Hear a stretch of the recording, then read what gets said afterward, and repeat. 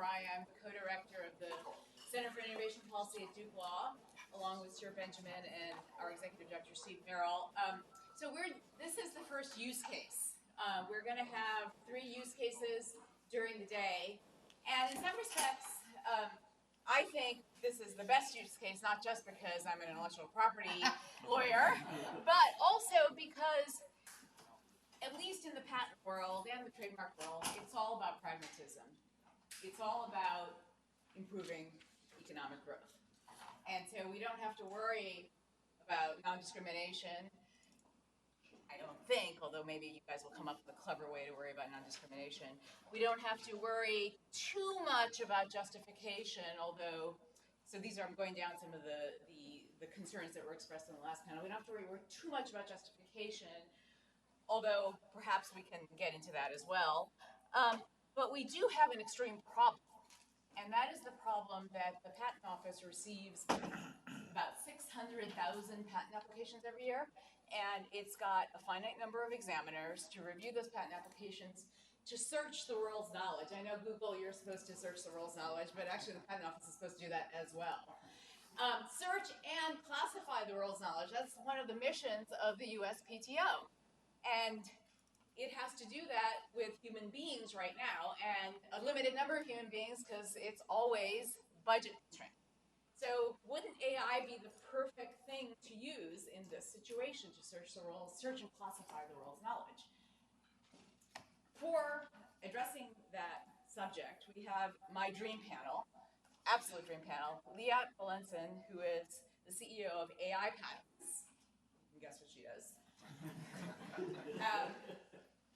Wetherbee, who directs Google Patents. Google is incredible. I have been the beneficiary of Google's incredible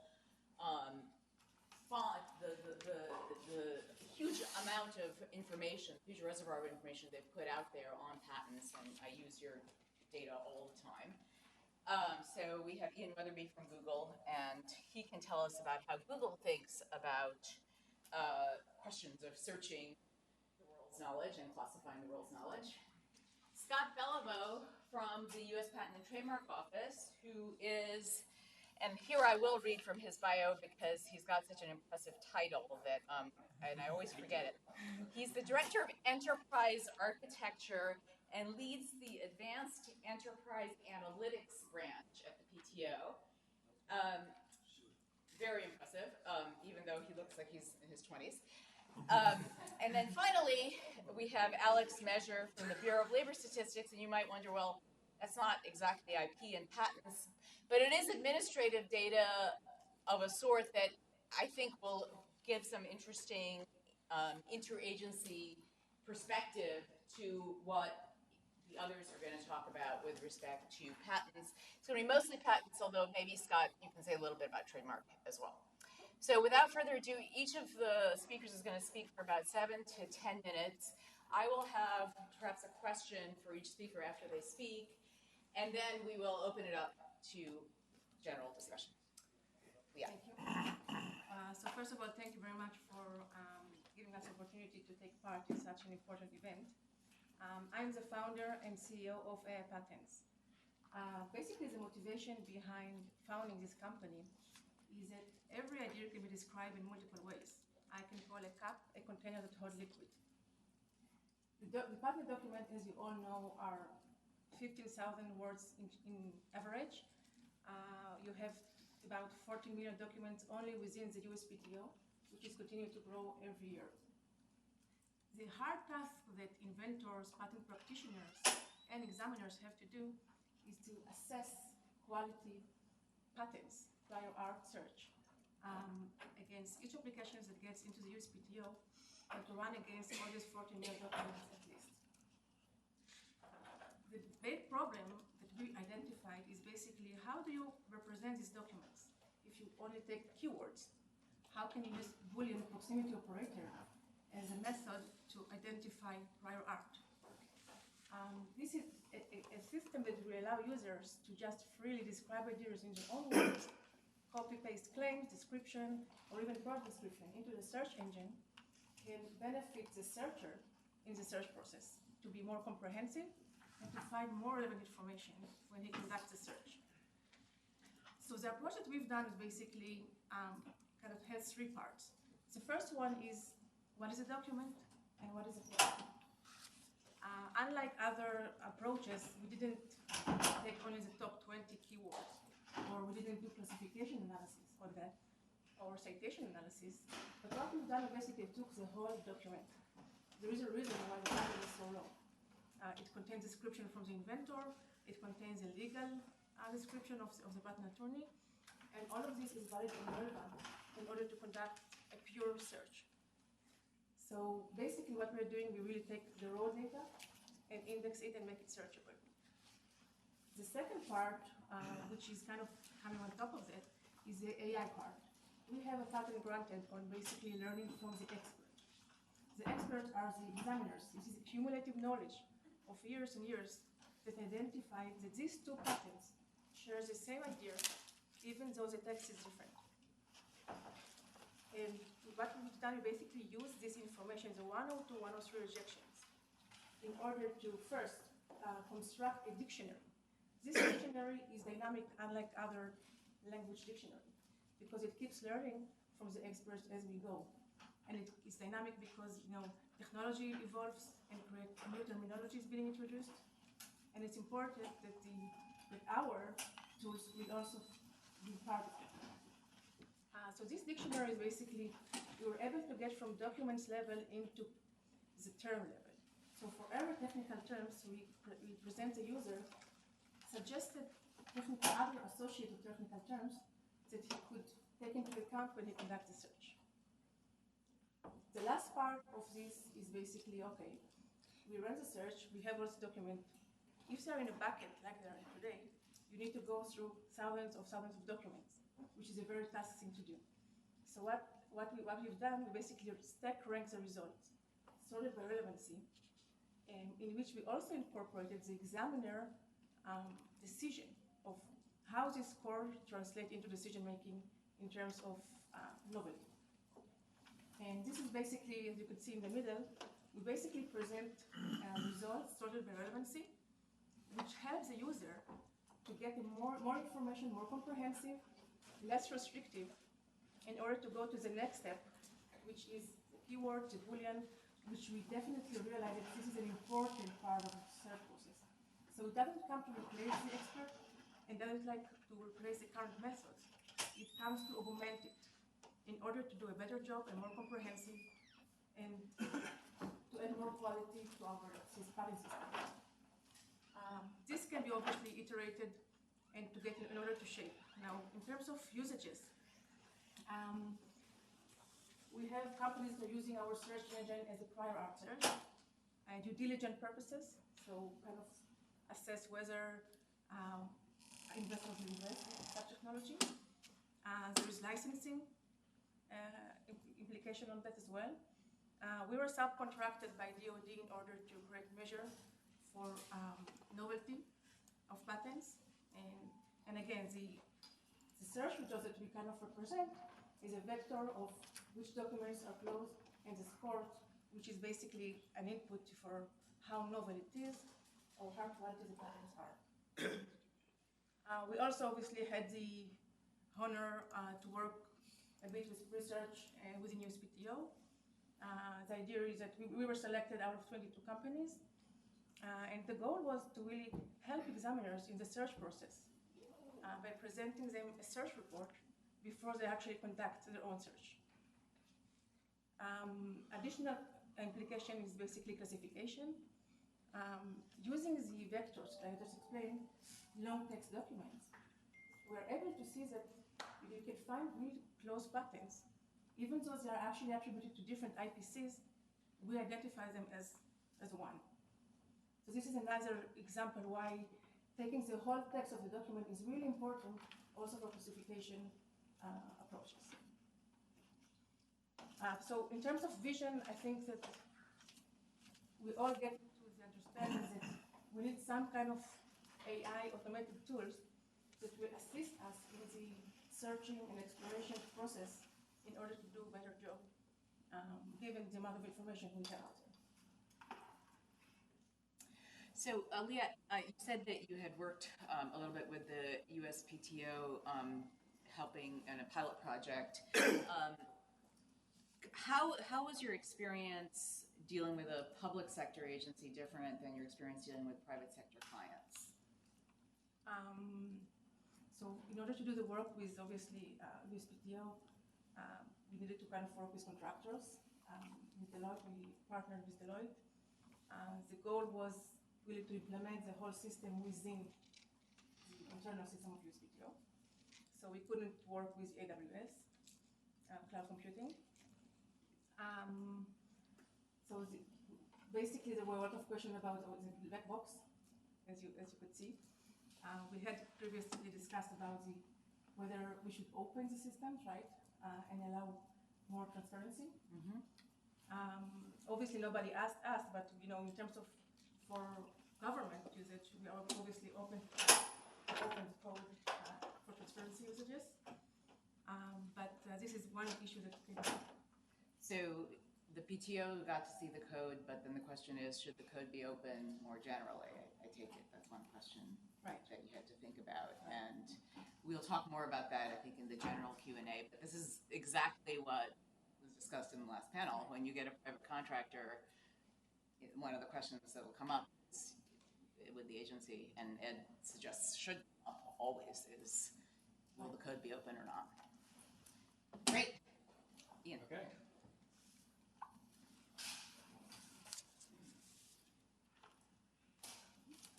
Pretty soon. Yeah. We'll have slides.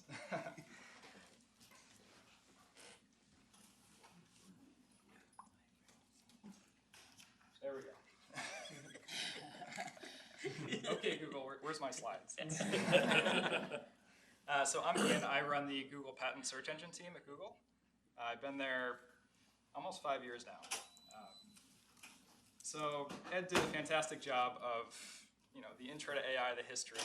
I'm just going to run through a little bit more, focusing on the current, the current advances, AlphaGo, Translate, things like that. So we think about, very briefly, what is AI? Make intelligent decisions by reasoning. You think humans make decisions every second of the day. What am I going to say next? Where am I going to drive tonight? Something like that. Humans make decisions every day by reasoning. So here's some decisions I had to take a few days ago, or yesterday when I flew in. When should I leave for the airport? So is there going to be traffic? Is it a holiday? Et cetera, et cetera. There's a weather delay. Should I switch my flights? How much is it going to cost? How do I balance all these different, the costs and the rewards, all my objectives? Those are sort of typical tasks that you'd think an AI might be able to handle. And in this case, each of these would be what's called narrow AI. You'd have a single system designed to solve one of these tasks. So you might know in Google Maps, they have this, your flight is in an hour or two, you should leave for the airport now. They might give you that little recommendation. So that's an example of narrow AI. And the algorithm behind that could be fairly simple. You can have fairly simple narrow AI that solve very important problems. So here as a human, you're, again, learning to balance this cost and reward using your own learned probabilities. So you know roughly what traffic's going to be based on experience. You sort of know security lines, things like that. Now, you replace all those learned probabilities that you have with what a machine can learn. So machine learning is very good at give it some training examples and come up with exactly those same probabilities. Given traffic times over all of history, or say even the last day or two, you can figure out how long it's going to take to get to the airport. So this is really where machine learning, and as Ed said, machine learning is really starting to take off in the past 10 years. And we look at where machine learning has fit into all of the existing AI frameworks. So, for example, this is a case from AlphaGo. AlphaGo mixed things that AI algorithms that have been used in the past, for a long time in computers, et cetera, and they replaced a key part of the system with a new machine learning algorithm. So part of playing Go is there's a huge number of possibilities for every single move you can make. And then as soon as you make that move, there's a huge number of possibilities of what happens after that. There's a standard algorithm called tree search. You have to, as a computer, you have to tree search through all these different moves to figure out what's the one that gives you the highest probability of winning. Before, you'd have all these human-created heuristics for if I move here, for example, in chess, if I move here, if I take this piece, I think I'm going to win the game 70% of the time. This was sort of what you had with Go, but it was very tricky to do with Go. So instead, if you replace these human-made heuristics with machine learning algorithms, that was the real advance here. It made the machine much better at evaluating the current game state of saying, given the whole board of Go, in this state, who do I think is going to win? As well as saying, given this board of Go, what are the next probable moves I think I should make? And that way, the AlphaGo algorithm was much more effective at traversing down the tree to figure out which move to actually make. Here's also a new example. This is the internals of the new Google Translate engine. It had been based on statistical machine translation for years, and more recently they moved it entirely to using neural networks. And the real key there, in the middle there, the real advance was something called attention. So briefly how Translate would work is it would read in the whole sentence like a human would, and then it would output the words one by one. And as it's outputting the target sentence, what you want to translate into, it's looking back at the previous sentence. It's looking at specific words in the previous sentence to say, this means this is the exact translation for this. Previously, there was a bottleneck. The machine would try to memorize the whole sentence at once and then spit it out without looking at the input sentence. So that was really the advance there, and you can think of that sort of like AI in that there's this decision-making process. There's this output the words one by one and search through this tree of all the possible translations and figure out what the actual output sentence is that gives you the best possible result. But most of what you see in today's systems and many of your existing implementations of AI are these simpler, what I'll call simpler AI. Here's an example for ranking documents. You might have these two systems, these two machine learning models that you've made. What's the similarity between a query and a document? And you have another model that says, is this document spam or not? Those are things that you can gather training data for, and then you combine them together. A human could combine those together with their own algorithm. So in this case, this is an understandable algorithm. The final ranking of results is made up of small understandable parts that a human can go in and inspect. And in many cases, the output is simply, the output of this simple AI is simply take the top classification result that the machine learning model returned, or take all the classification scores where it's greater than 0.8 or something. So there's tasks to solve in patents, and we want to see, are any of the recent advances, the AlphaGo and the Translate, are those similar or different to the things we have to deal with in patent search? So there's two main objectives, of course. Classification. You take in a new patent document, or it doesn't have to be a patent document. In Google Patents, we've classified all of the non-patent literature, Google Scholar, Google Books. You take in some document and you want to output it into the patent classification space. There's 260,000 possible labels. That's a huge output space. Now, for this specific one, there hasn't been much, and for search as well. Search is a more traditional problem, but there's again the issue raised by Liat of the keywords being used are obfuscated. Generally, the concepts that you need to actually search for a specific technical concept, it's not a simple word. It's not movie times. It's not SFO airport. It's the combination of 5 or 10 different individual topics that you want to find in the same document. So it's much harder in that case to get good relevancy results, especially when things can be described. You could describe a computer, or you could describe a machine that has a processing unit, et cetera, et cetera. So there's issues in large document representation. A lot of the research has been focused on images, but not necessarily what to do about large documents. A lot of the text classification tasks, a lot of the research there has gone into, say, classify Yelp reviews. Is this a positive or negative review? Did people like this restaurant or not? Those are sort of short documents that have a small number of classification codes, and there's typically a small number of input words that will make the output classification positive or negative. part of this is simply because there's not a huge corpus of, except for patents, there's not this huge corpus of finely classified, a huge corpus of training data that we can actually use to learn. So that's where we are sort of in a privileged position to learn from this for large text documents and to actually make some of the potential research strides in this area. There's the training data, and then the last piece is interesting, simulation. When you think about AlphaGo, and you think about, say, self-driving cars, the real advances there was that they were able to simulate their environment. They could run unlimited number of games. They could run matches against themselves, or they could run, say, cars in simulation. And they could learn over time much more than what could actually happen in real life. And so that's an important thing to maybe keep in mind if you want to train algorithms. Am I able to simulate this to gain, exponentially more training data? Here's another, I would say, 2 example ways to apply AI. You have the top one, which has humans not in the loop. And this is really, say, the self-driving car case. Humans, or in our case, when we classify all of the Google Scholar documents, there's humans not in the loop anywhere. There's just simply too many documents. You can't even have a human checking the top result of each one.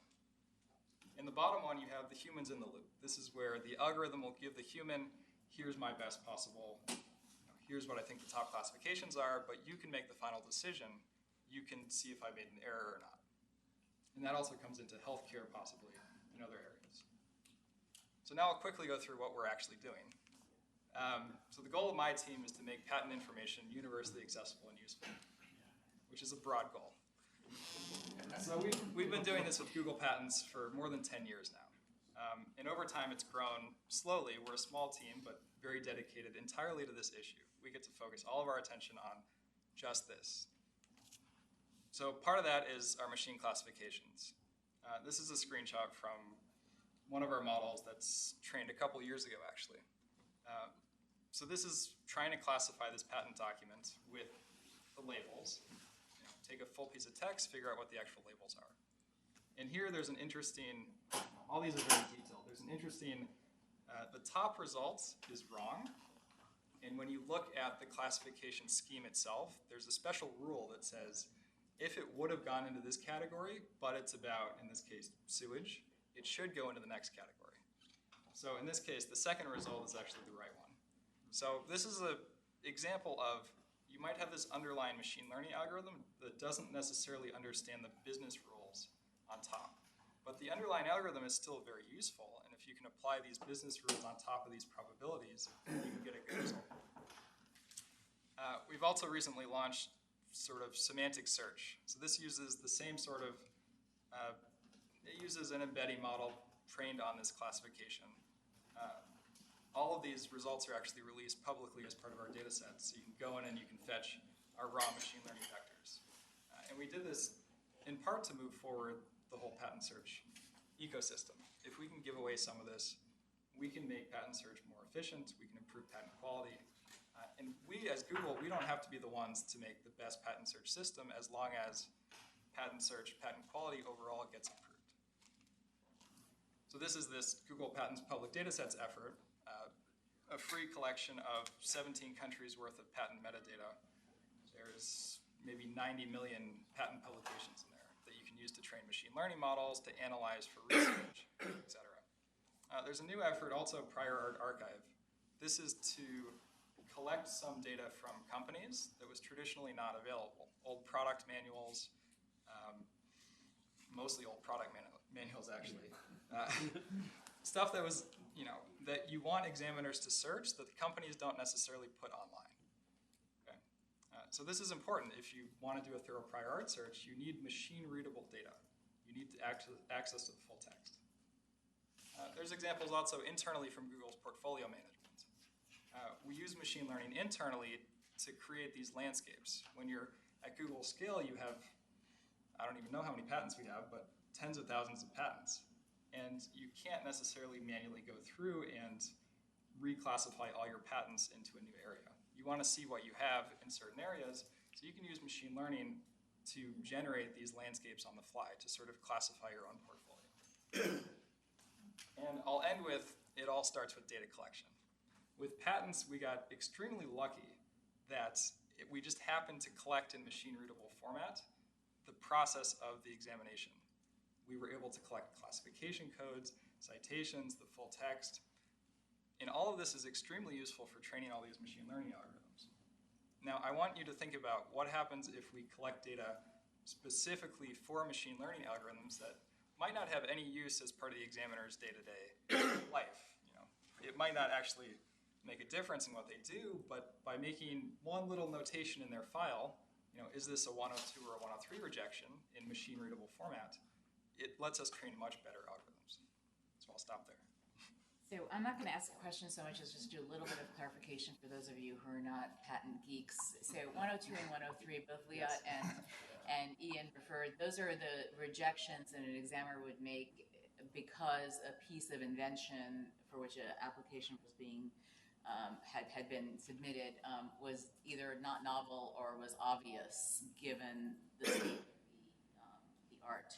And I think one thing that I should also clarify is that Liat's company has been able to look at, so the rejection data that examiners use is publicly available, and you've been able to use that to train your algorithm.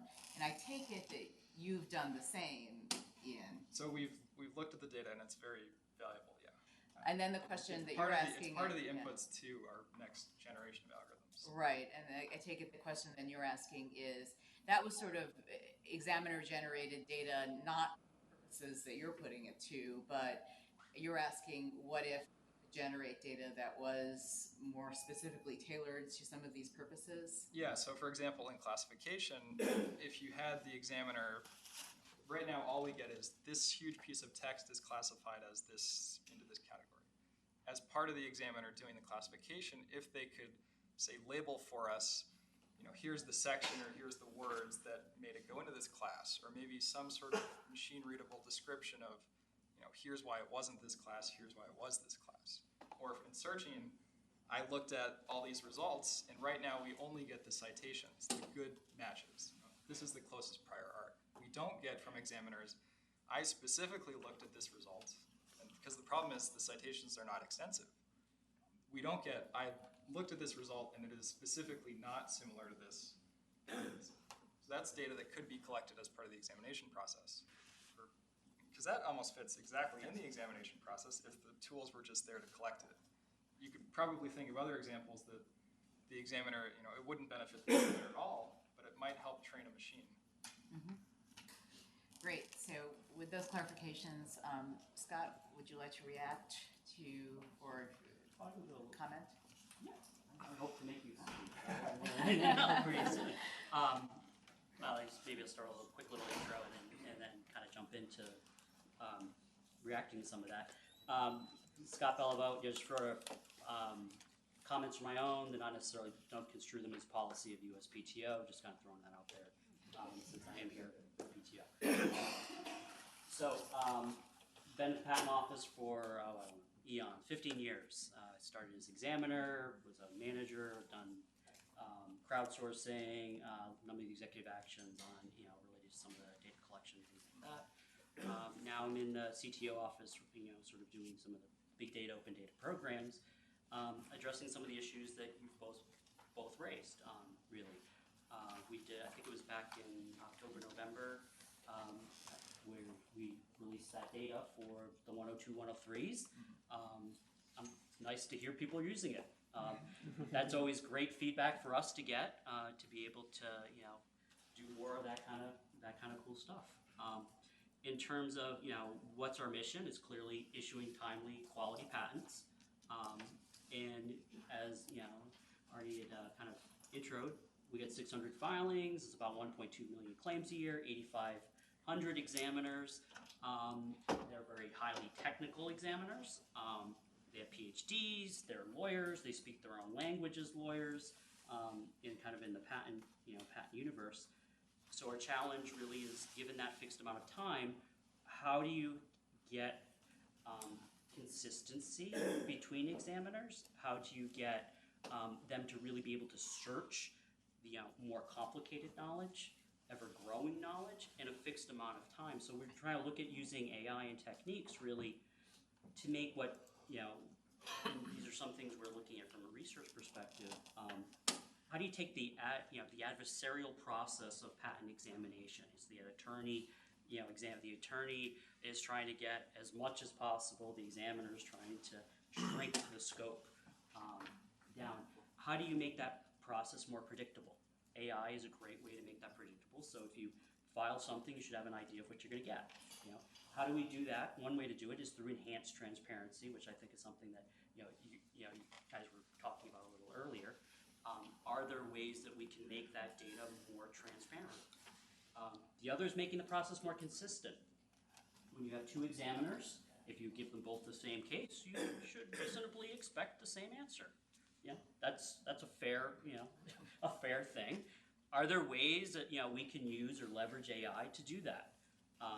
Third is really getting to some of the other issues with if we had this we'll call it enhanced instrumentation data of how people are making those decisions. How do we build a learning organization? How can we leverage AI?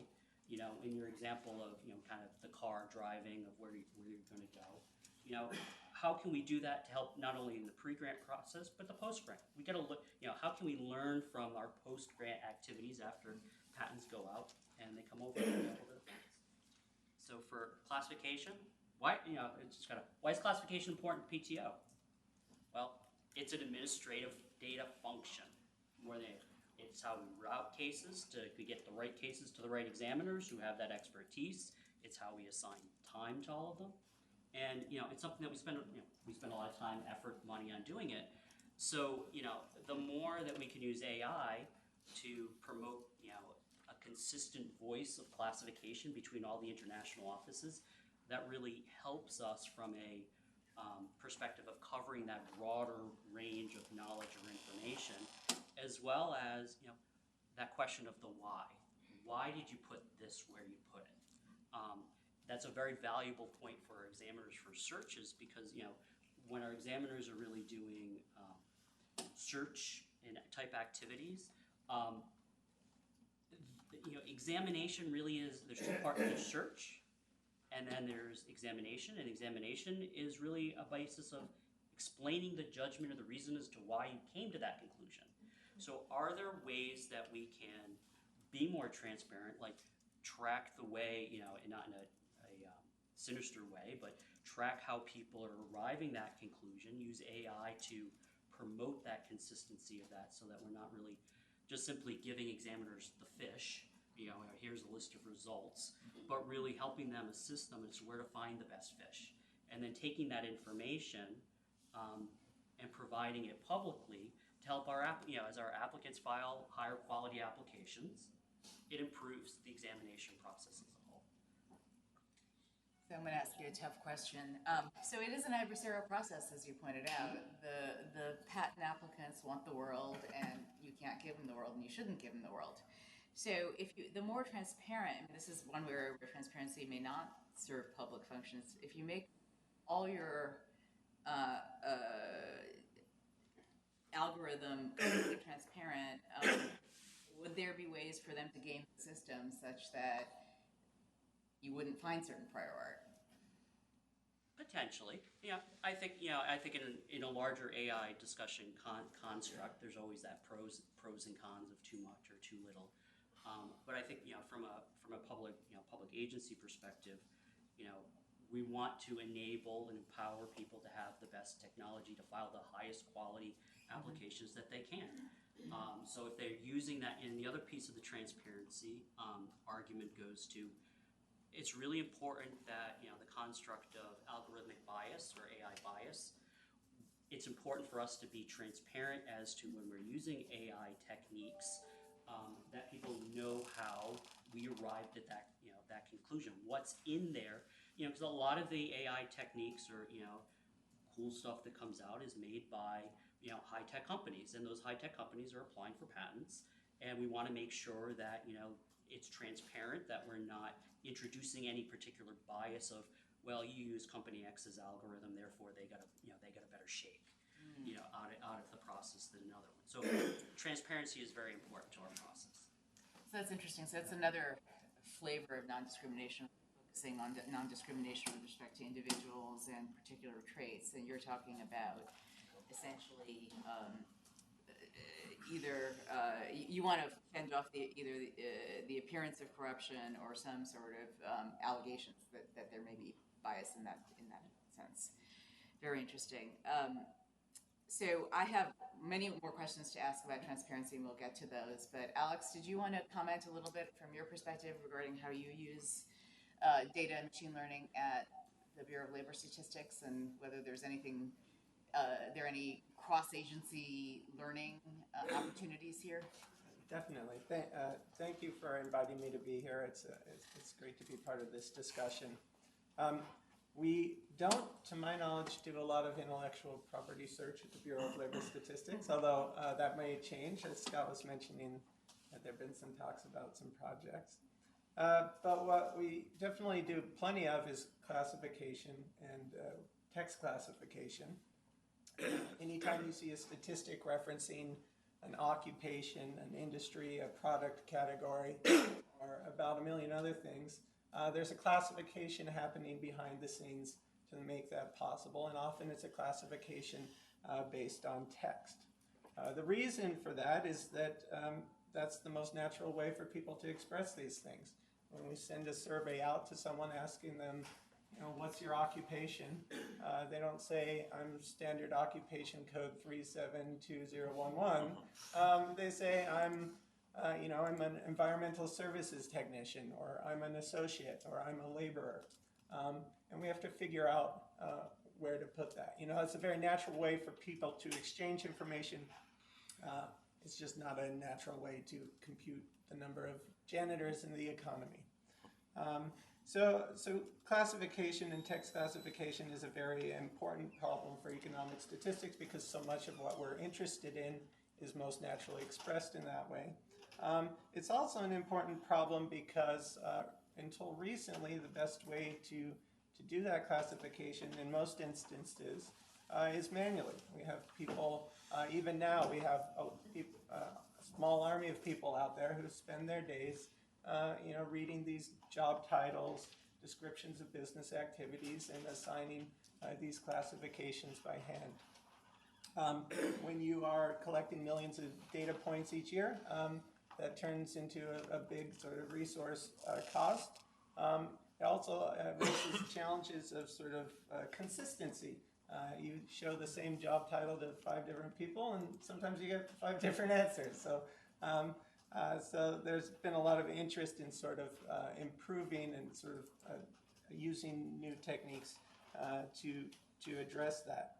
What's happened in the meantime, over the last 15 years or so, is that we now have more previously classified data in digital format, and we now have, in many cases, lots of data in previously classified data in digital format.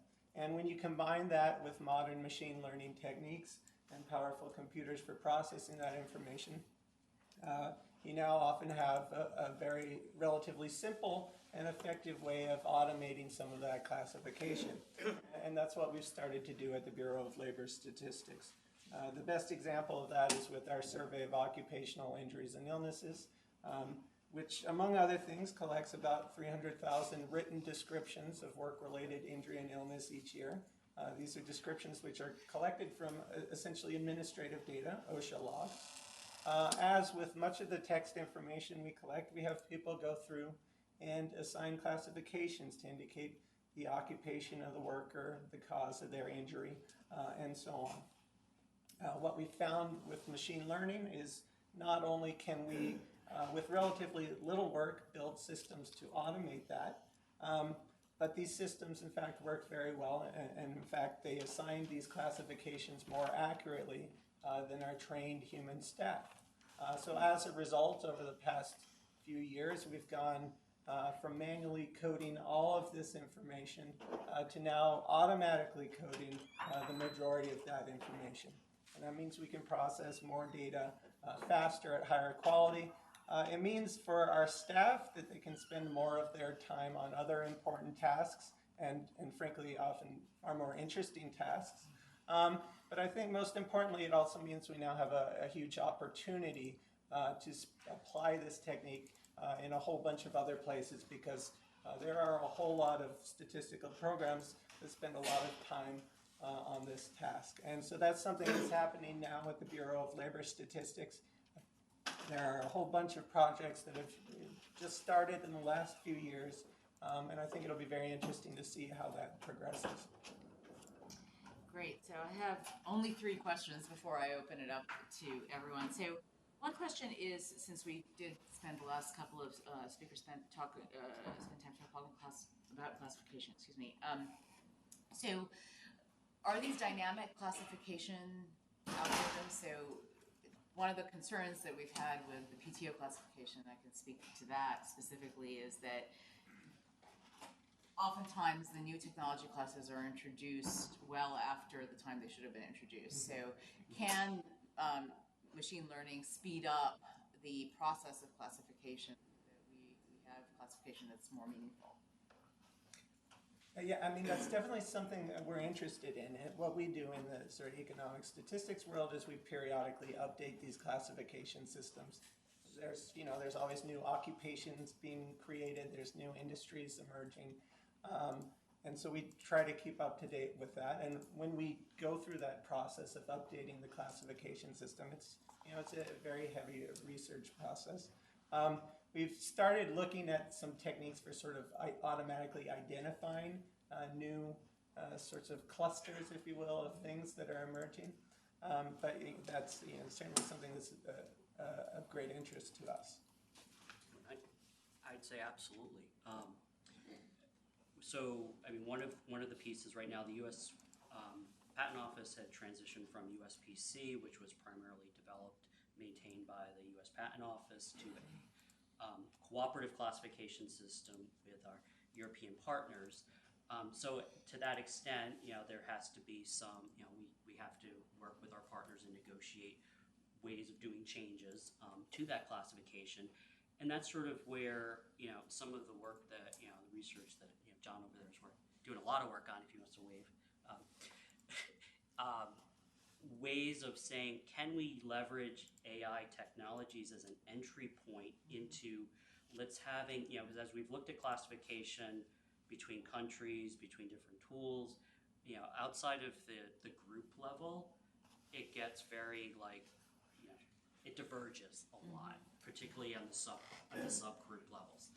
Can we use AI, can we get to a point of developing algorithms to create at least as a starting frame of reference as to how to do the classification, and from there migrate to, I think what you're alluding to is, okay, a new topic is coming out, because we've sort of agreed upon this framework, now let's be a little more dynamic into it.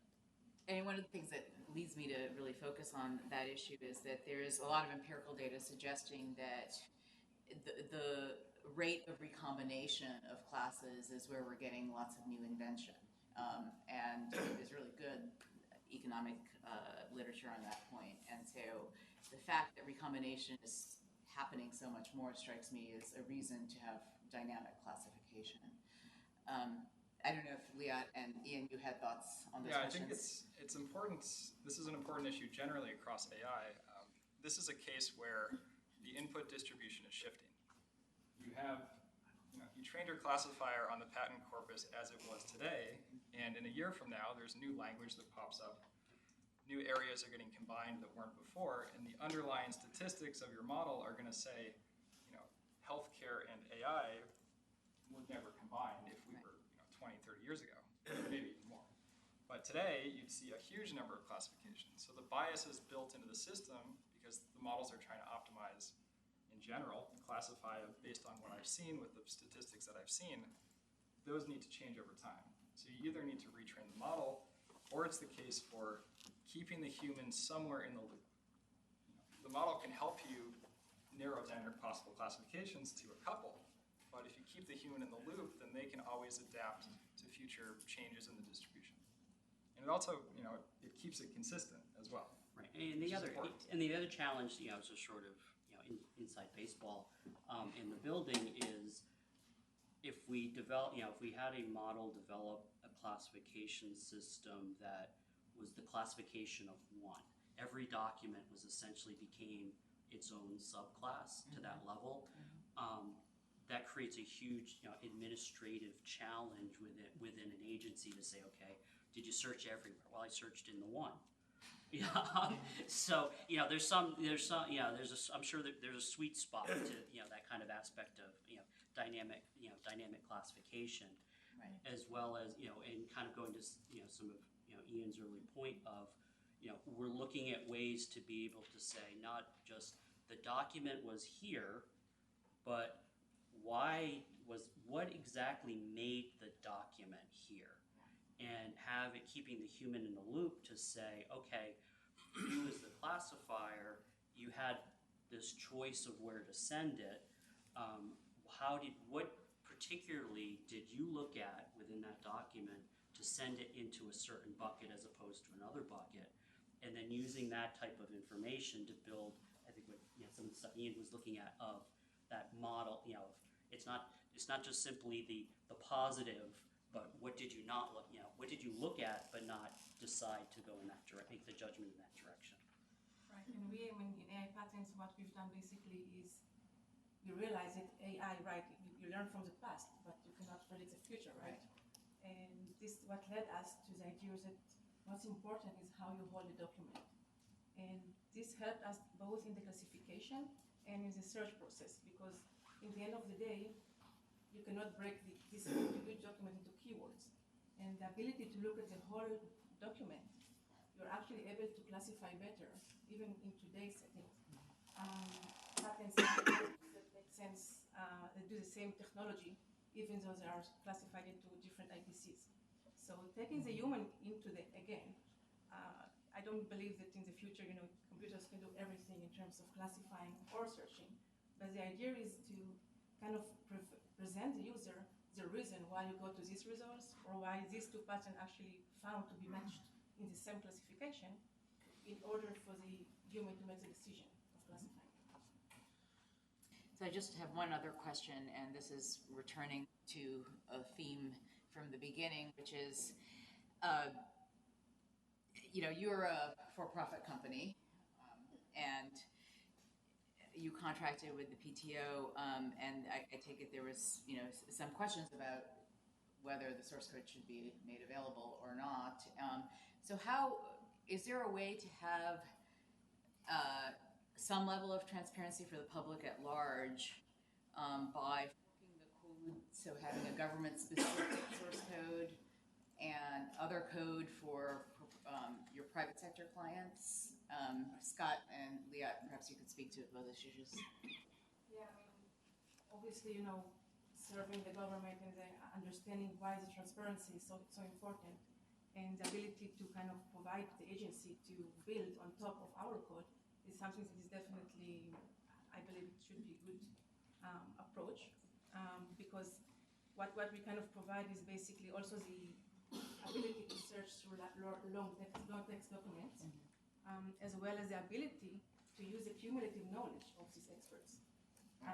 These two things are very important to be in hand of the government, and the need to use them in a way that they want is important. For that reason, obviously, opening the code is important. And we can find ways in which, like you were saying, for the corporate, obviously we don't open that. But for the government use, like the FDA, for example, you can open the code.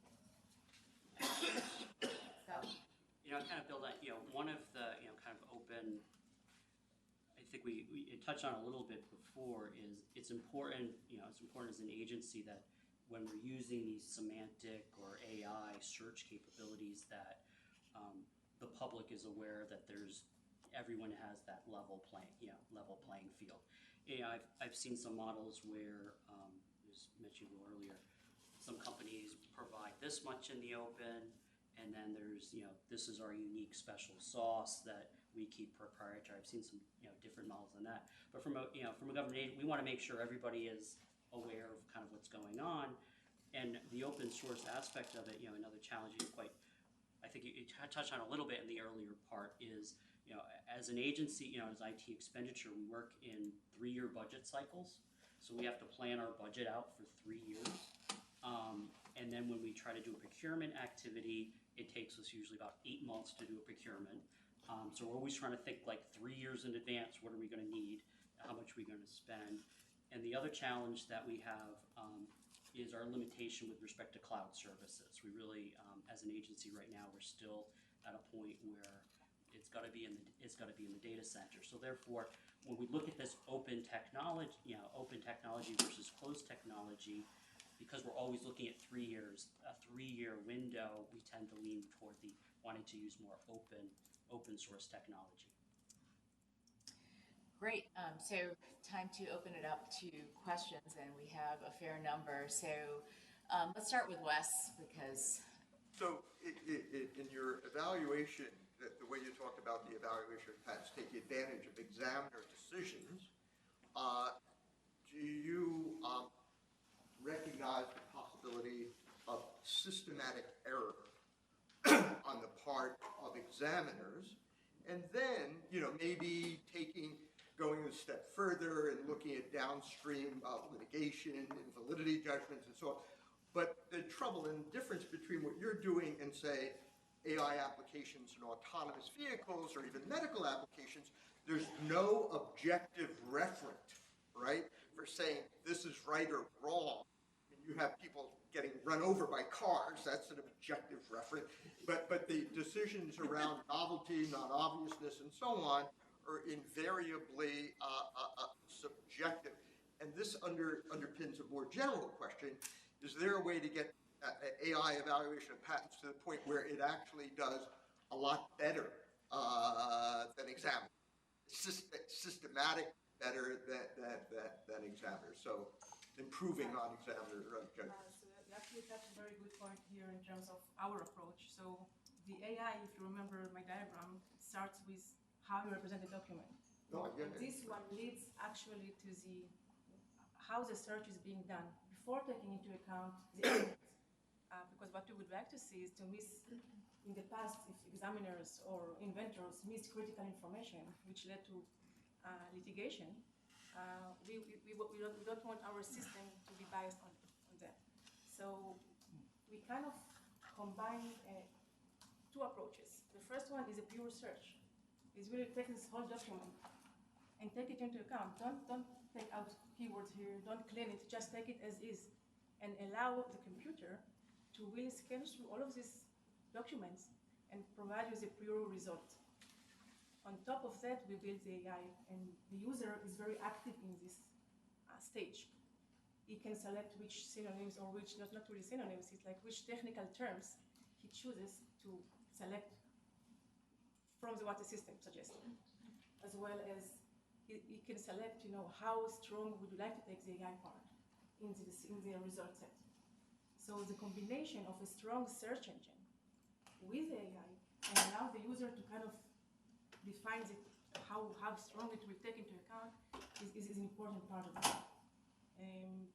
Obviously, we took the examiners because, you know, these are based on a long process of rejections, right?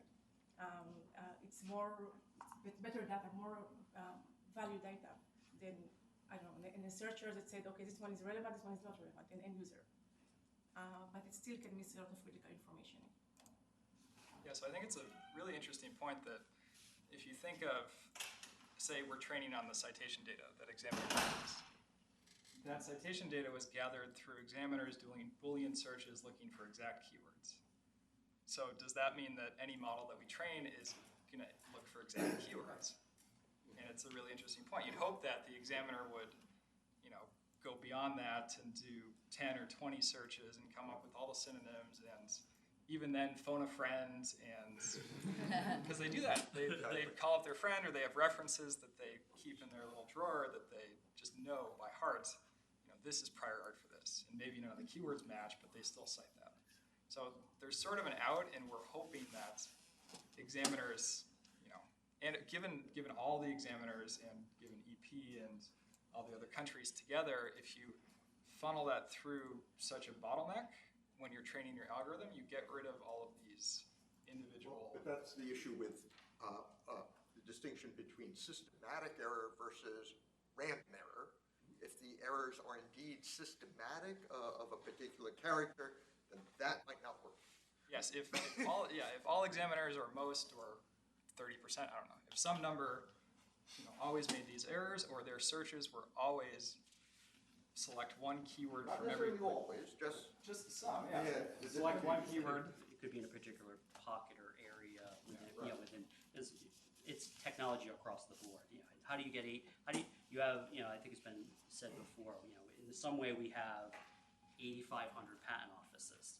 How do you get all of them kind of working lockstep, whether it be, and looking at the construct of, if it is a systematic error, can we use AI and other techniques to identify that systematic error such that we then as an agency go back and do the training or other type of action really at the lowest level and as soon as possible before it becomes very disruptive into the IP So community. can you? We're trying. Yeah, I think there's some, I think in some situations are easier than others, to address that. And, sometimes we need to, a lot of times with examination, a patent is issued at a certain point in time, the legal law changes. It's always a moving target. So you have to say, well, was it systematic error looking back? Well, yeah, in hindsight, yeah, it was, because we followed a particular, there was a particular guide, 101 is a good example. There was a particular guidance for 101, the agency followed it, and, the rules changed, because of some other, and then we go back and we try to, look and fix that. In terms of your other question about, could the AI be better, than the examiner, we're looking at it, more as an agency, as the machine in partnership with the human, having superior results. And I think there's a lot of research that's kind of shown when you do, just machine versus machine or machine versus person versus kind of teaming up, where we're looking at using AI to sort of surface or bubble up or suggest things to maybe on the car drive example, maybe you should stop at this burger joint because everybody who's your friend stops there and they love it. Maybe you should check it out. And providing the examiner so that they're still in the driver's seat of making that judgment call, because it is a very judgmental, as you said, there are certain very judgmental processes that go on in it. But can we promote the consistency of that judgment so that people cover the most information, they have the most facts at hand in that time to make a consistent judgment? So I think it's very important. Yeah, the issue of systematic bias, there's sort of second and third order effects here. If you put such a system into effect and you say, here, examiner, the results you see are just what the algorithm bubbled up, and then you start training on that data again in the future, you never really have the examiner doing a broad search on their own. There's no possibility of something else getting into the system. So it's important, same for classification. If you're always showing the examiner, say, the top results, you might get into this dangerous feedback loop. And the stats and the cost savings and the accuracy might look fantastic for the first couple of years. But over time, you'll lose the important human classification aspect that's needed to really retrain your system. It's really helping, and that's where you talked a little bit about giving a fish versus training them, doing ways to find the better fish, ways to become a better fisher person. So I'll just make one editorial comment. So one systematic bias that we know about is failure to look at non-patent literature. So you know that, but we all know that. All right, Andrew. Thanks, Andrew Chen, UNC Law School. I've heard you talk about a lot about the role of the classification system in the examination process, but I'm going to disguise advocacy in the form of a question. I'd like to ask to what extent you've paid attention to the public notice function of the classification that's attached to the patents that are issued, in that the public, when they're deciding whether they have freedom to operate, they're liable for infringement of any patent that's issued, but they may only have resources to focus on the classifications that relate to the products that they are selling or planning to sell. The reason I think it's important to attend to that simultaneously with improving the examination processes, from a study that I did, actually relating to what Ian was talking about, that prior art can come to the examiner's attention either through literal keyword searching, or they may have something in the drawer. I studied that and found that it was an event study looking at the rollout of East and West and the computers going on the examiner's desks around the turn of the century. And what happened was that the citations that were found through keyword searching tended to be more often code classified than the ones that they sort of knew of intuitively. That suggests that as that there's kind of a policy lever as automation is pushing out the trade-off curve between recall and precision in information retrieval. There's kind of a slippage toward loss of precision as you take humans out of the loop. And if you're thinking about how much in terms of human resources, but where you want to be on that curve to improve internal processes of examination within the patent office, you may have a side effect in terms of the utility and public notice function of the classification. So classifications they're very useful internally for the PTO to actually route applications and to run their whole function. But they're extremely useful, especially on the international scale, to actually do the search itself. If you look at examiner search logs, if you look at the public pair data, you can see what examiners are searching. You can see they usually always do class code and some keywords. They always restrict into some class code. So there's a real danger there that if the class code is not extensive enough, or in their study, I guess, that they're finding prior art outside of these class codes, that's a real danger to what they have. So some of the systems that we've designed, they take into account the class code, and if you've seen the Scholar classifications that we do, we tend to optimize more for recall. You'll see a lot of classifications that could apply to many different areas. If they were classified like patents, they'd probably only have a couple. So that helps in retrieval, but of course, if you go too far, you make the classification system worthless for examiners, because they use classification almost because their relevancy rankings for all tools are not good enough. They have to arbitrarily restrict to this classification code and some keywords, because the relevance overall of matching those keywords is just not good enough, or not even there at all. It's by date. Yeah, some of the difficulty is the language of innovation. I mean, people make new things, they make new words. They have to call it something because there wasn't a word to describe what this invention is. And that's, examiners are required to do a classification-based search. And that's why you see in the search logs, they start with a classification, and that's because just purely doing a keyword search, if somebody can't, I think somebody gave an example of like LED was a word from like the 1800s that really didn't have anything to do with LEDs now. Something like it was something like that. And that's why they do that classification, more faceted type search and build upon it. Now, the risk being is you get into the NPL issue, where in the NPL coverage, if the examiner Not is patent looking, literature. not Sorry, patent- we Sorry. tend to use patents. that information isn't necessarily within the boundaries of the PTO East-West system that you mentioned. Isn't classified or corpused in that manner, so examiners then have to sort of do this, and they go a little more keyword.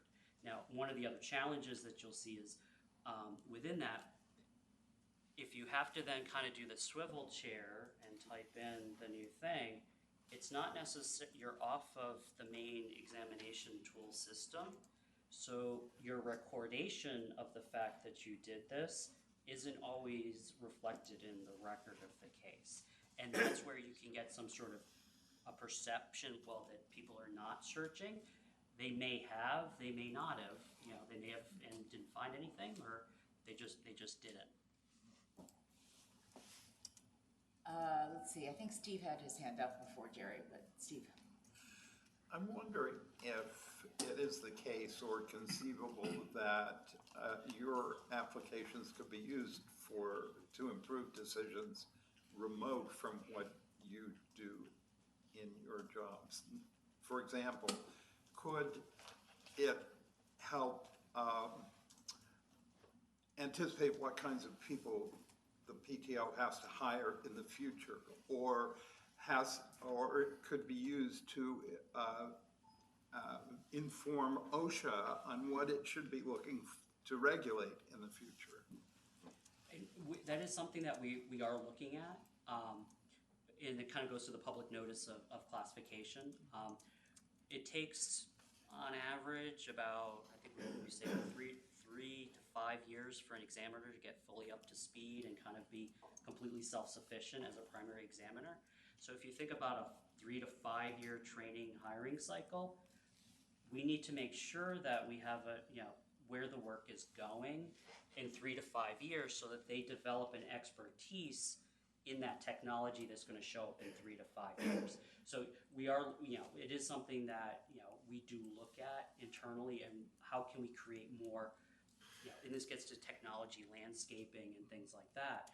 Of where should we be allocating our resources 3 to 5 years out? How should we be training people? What technology areas to be focusing on, so that when that technology kind of bubbles up, we have adequately trained staff who have enough expertise to make those complicated judgment calls. And I would add, one sort of interesting thing about the technologies, at least that we're using for classification, is that it's a very general technology. I mean, you're sort of feeding in previously classified information, and it's generating predictions. You can apply that to, it turns out, all sorts of things. So you can apply that to, figuring out whether the car's still on the road or not. You can apply that to translating from one language to another and trying to figure out what the next word is. You can apply that to trying to automatically detect errors in the survey data that we're collecting, or trying to predict where the next injury is going to happen. So there's, I think, one of the most exciting things about sort of machine learning is just how sort of widely applicable it is to the various tasks that are out there. One of the challenges in sort of sharing the machine learning systems from at least our perspective is that the machine learning system is sort of a combination of both the methodology that was used to build it, but also the data that it was trained on. And in some instances, you can reverse engineer some of that data. So when you collect data under a sort of pledge of confidentiality, that becomes problematic for us. There's research on ways to obfuscate that, but that remains sort of a big problem in sharing models trained on protected information. So it's Alex, you have a different type of data set than these folks have to deal with, and you have lots of privacy issues, presumably. Yeah, most of the data that we collect is collected under a pledge of confidentiality, unlike, it sounds like the patent information. So we have to protect the identities of the people that provide us that data. And so. Jerry. Wes anticipated my question, so I'm going to push a little bit harder about, I'm very excited about the possibilities of AI with regard to novelty and the speeding up of the process. I think that's fabulous. I'm very skeptical about what AI can do with regard to non-obviousness, because I'm very skeptical of the standards that the Patent Office is using. There are I gather 600,000 applications, and last time I heard that were about 65,000 patents a year. So you can say, well, 10%, that's pretty conservative. I think it's astronomically unconservative. 65,000 non-obvious patents, I find that absolutely unbelievable. And the fact that we have all this money being wasted on costly lawsuits that are every day invalidating patents right, left, maybe a bit less with the post-grant opposition procedure, I think is wonderful, long overdue. But I'm curious to know if you think that that a skeptic like me can be persuaded that I can improve the quality, the non-obviousness standard in the patent law. I'm trying to think of an answer that's going to be in trouble. To a degree, I'll say, when ultimately we're trying to put get the examiner to be able to look through the most amount of art to make that judgment call. Is the machine saying combine A and B? No, that's really not what the things we're looking at. We're trying to provide the tools of if an examiner in their judgment says reference A has most of it, I'm going to now look for the missing part, and if I find the missing part, that's the examiner's judgment. That is the examiner's judgment call. And that goes a little more to maybe some of the training or the policy or some of the legal aspects, but we're not necessarily looking at an AI decision-making process to say, yes, this is obvious. And even with novelty... If I just pull up for a moment, but it seems to me that what the examiner is lacking is any faith in competition. I mean, it used to be before 19... I don't think that's related to the AI piece of things. Well, that's what I'm wondering, if yeah, AI so can... I think that Scott has conceded that. Okay. But, so we have time for one last question, and the fellow in the back. This is a technical question, and I apologize, but it will help me understand the capabilities of these systems. Do your systems either learn or impose a metric on the space of patents? And similarly, do you learn or impose a metric on the space of job categories?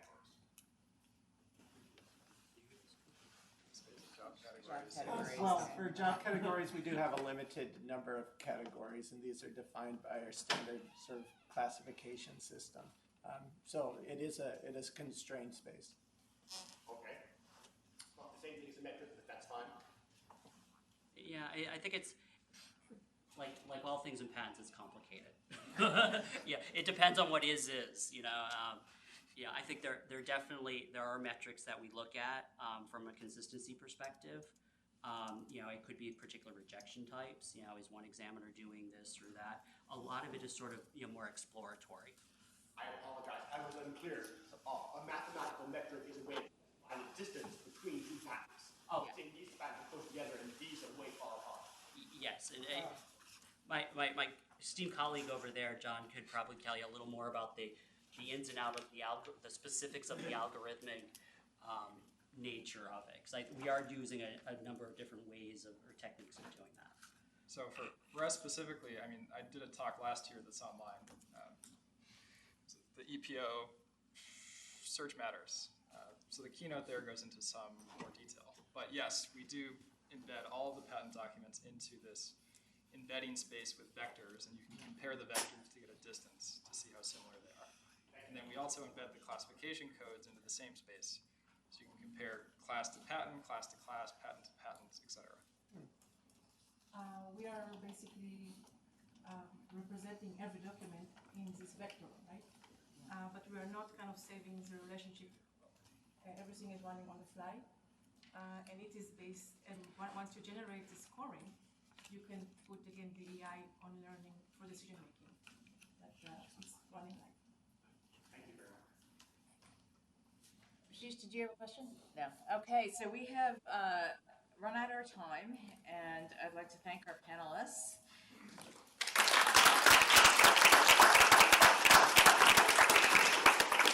We have lunch that you can pick up in the servery, and we will have about 15 minutes to do that, and then at noon we will once again have work to do. Riveting.